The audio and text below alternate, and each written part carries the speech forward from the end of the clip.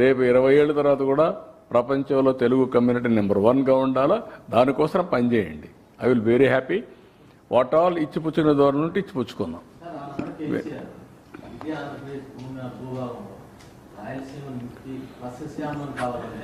నేను ఇప్పుడు కాదమ్మా, నేను వ్యక్తుల గురించి మాట్లాడను. నా ఉద్దేశం అది కాదు. పార్టీల గురించి మాట్లాడను. ఇష్యూ గురించి చెప్తున్నా. అందరం కలిసి తెలుగు జాతిని ఆకాశం వైపు నడుపుదాం, తీసుకెళ్దాం. మీరు ఫైట్ చేయండి, మీరు ఎంపవర్ చేయండి. ప్రపంచమే హద్దుగా చేసుకొని అభివృద్ధి చేద్దాం. నెంబర్ 1 అంటూ ఒక అడ్వాంటేజ్ వచ్చింది. Telangana is a gold mine. మంచి రాష్ట్రం. ఆ ecosystem is very powerful ecosystem. అది రావాలంటే చాలా టైం పడుతుంది. ఇక్కడ యాగం చేయాలి, ఇది చేయాలి. నేను యజ్ఞం మారి చేస్తామంటే ఇక్కడ కొంతమంది ఆ యజ్ఞాన్ని భంగం చేయడానికి, ఆ ఫలితాలు ప్రజలకు అందకుండా చేయాలని అన్ని ప్రయత్నాలు జరుగుతున్నాయి. అది కరెక్ట్ కాదు. సార్, మీరు ఎన్డీఏలో భాగస్వామిగా ఉన్న బనకచర్లకు సంబంధించి అనుమతులు రావడం మాయేనని నిన్న తెలంగాణ ముఖ్యమంత్రి రేవంత్ రెడ్డి వ్యాఖ్యానించారు. నీకు కావాల్సింది మసాలా. ఈ రాష్ట్రంలో మంచి కాదు. ఏం లేదు. నీకు నేను నా నేచర్ను 40 ఏళ్ళ నుంచి చూసేవయ్యా. నేను ఎవరితో గొడవ పెట్టుకోను. రాష్ట్ర హితం కోసం ఎవరితోనైనా పోరాడతాను.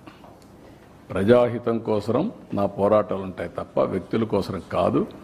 ఒకవేళ ఒకరు మాట్లాడగట్టు నువ్వే మాట్లాడతావు అంటే కరెక్ట్ కాదు. అందరం కలిసి అక్కడ తెలంగాణ అభివృద్ధి కావాలి, ఆంధ్ర అభివృద్ధి కావాలి. గోదావరిలో ఎవ్వరికి డిస్ప్యూట్ లేవు. బోలెడని నీళ్ళు ఉన్నాయి. ఎవరి శక్తి ఎంత అంటే అంత తీసుకుపోయి ఇండ్లో పెట్టుకోవచ్చు, పొలాల్లో పెట్టచ్చు, అన్ని చెరువులు పెట్టచ్చు. ఏమి నష్టం లేదు. That is what I want to give a message. ఎవ్వరికి నష్టం లేదు. 3000 టీఎంసీ నీళ్లు సముద్రంలోకి పోతున్నాయి. 100 సంవత్సరాల ఆవరేజ్. తెలంగాణ ఎగిరెగిరి తీసుకుంటే ఒక 200 టీఎంసీ తీసుకుంటారా? ఆంధ్ర ఎగిరెగిరి తీసుకుంటే ఒక 100 టీఎంసీ తీసుకుంటారు. వర్షాలు బాగుపడితే అవి కూడా అవసరంలే, అక్కడే వచ్చేస్తాయి నీళ్ళన్నీ. కాబట్టి మనం ఆలోచించుకుంది ఇది కూడా మళ్ళీ లిఫ్ట్ చేయాలంటే కరెంటు ఛార్జీలు కట్టాలి. కానీ కరువు వస్తే ప్రమాదం. కరువు రాకుండా ఉండాలంటే ఇవన్నీ చేసుకుంటే రాష్ట్రం బాగుంటుంది.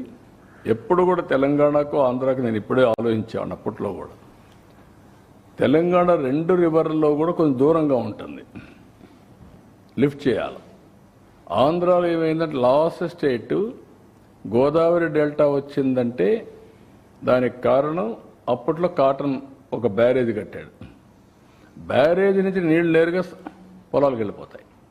కృష్ణా, ఈస్ట్ గోదావరి, వెస్ట్ గోదావరి ఒక 30-40 లక్షల ఎకరాలకు నీళ్లు వెళ్ళిపోతాయి. అదే మరి కృష్ణా బ్యారేజ్ కట్టారు. ఈ బ్యారేజ్ వల్ల అటు కృష్ణా డెల్టా, వెస్టర్న్ డెల్టాకు వచ్చేసాయి. దీనికి లిఫ్ట్లు ఎక్కడ అవసరం లేదు. అదే నేను చూసిన తెలంగాణలో ఒకప్పుడు చాలా డెప్త్ అన్నమాట, మామూలు కాదు. ఖమ్మం, నల్గొండ అయితే ఫ్లోరైడ్, విపరీతమైన ఫ్లోరైడ్. తాగేదానికి నీళ్లు లేకుండా ఫ్లోరైడ్ వచ్చి కాళ్ళు చేతులు కుంటైపోయి చాలా బాధపడేవాళ్ళు. డ్రౌట్. అనంతపూర్ అయితే ఉన్నది డెజర్ట్. మహబూబ్నగర్ అయితే చాలా సమస్యలు ఉండేటివి. అలాంటి వచ్చినప్పుడు ఫస్ట్ టైం ఎన్టీఆర్ ఇది తీసుకొచ్చాడు, SLBC, Nagar Sagar left main canal తీసుకొచ్చి నల్గొండకు నీళ్ళు ఇచ్చింది ఫస్ట్ టైం.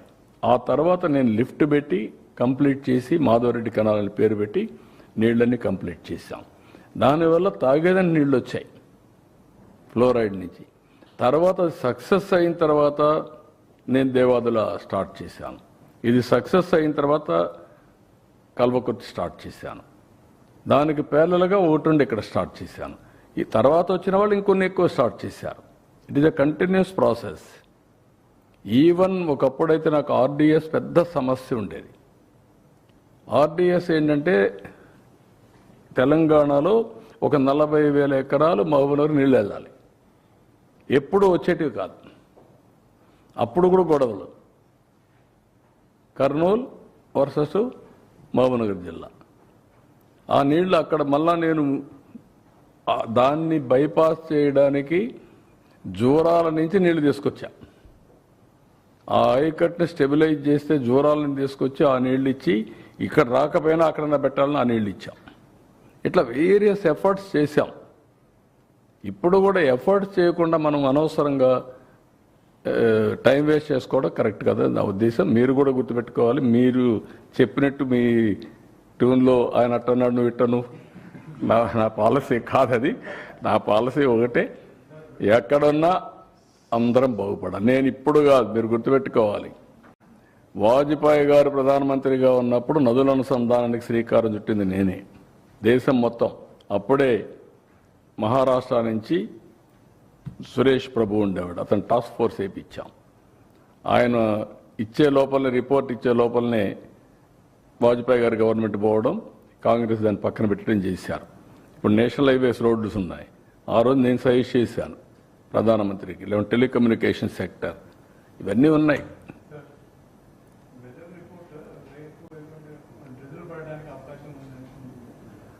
మాకైతే రాలేదు. ఏమన్నా లేటెస్ట్ ఏమన్నా ఉందా? నేను మొన్న చూసాము, లేదన్నారు. కాబట్టి హ్యాపీగా ఉన్నాం మేము. ఇప్పుడు నువ్వు చెప్తున్నావు కాబట్టి వెరిఫై చేయాలి. ప్లాన్ బి రెడీగా ఉంది.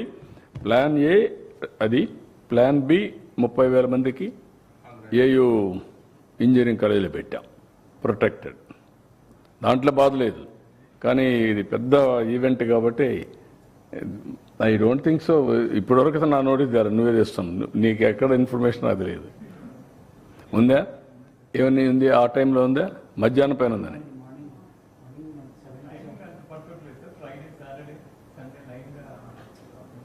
మార్నింగ్ ఉందా? టైమింగ్ లేదు. నాకు మా వాళ్ళు చెప్పింది ఏంటంటే ఈవినింగ్ రావచ్చు, మార్నింగ్ లేదన్నారు. కనుక్కుందానండి.